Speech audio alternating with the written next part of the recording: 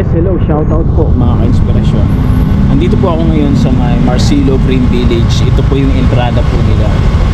So nag-drop po tayo dyan at walong deliver po tayo ngayong araw po nito. So ngayong araw ng linggo meron din pong meeting na kailangan po natin puntahan dyan sa Rosario, Pasig City.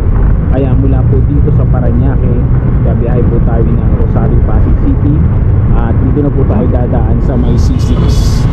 So bababa po tayo dyan sa may General Santos Avenue, then C6 na dire-diretso po. So let's go.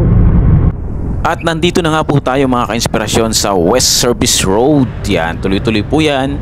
At eto na sa General Santos Avenue, pababa na po yan dito sa C6. At eto, napakabilis, nasa C6 na po tayo.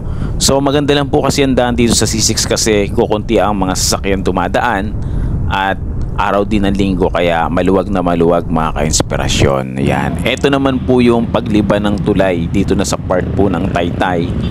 Na kapag diniretso po natin yan sa ano po yan is bank kung tawagin.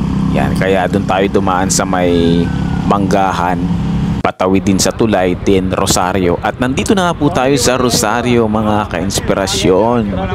Ayan, nagdadatingan na po yung iba nating mga ka-inspirasyon. At syempre, eto po yung ating pong mga kasama, oh. Shout out, oh. Shout out, yes, shout out. At yan po ang amin pong pupuntahan. At syempre yung iba natin mga kasama, kaway-kaway natin at shoutout natin yung ating talagang mga matitikas na mga ka-inspirasyon dyan. Yan. At syempre, pagkatapos ng ilang sandali mga ka-inspirasyon, yan, naipon na po kami sa loob. At intay lang ng ilang sandali para po dun sa mga dapat mapag-usapan na napakagandang bagay. Ito ay ang paggawa ng kabutihan sa atin po mga kapwa-tao. At syempre hindi mawawala po dyan pagkatapos ng meeting ay ang picture-picture. Kaya eto naman pinashoutout natin si Kagawad. Yan si Kagawad Richard Pinito po.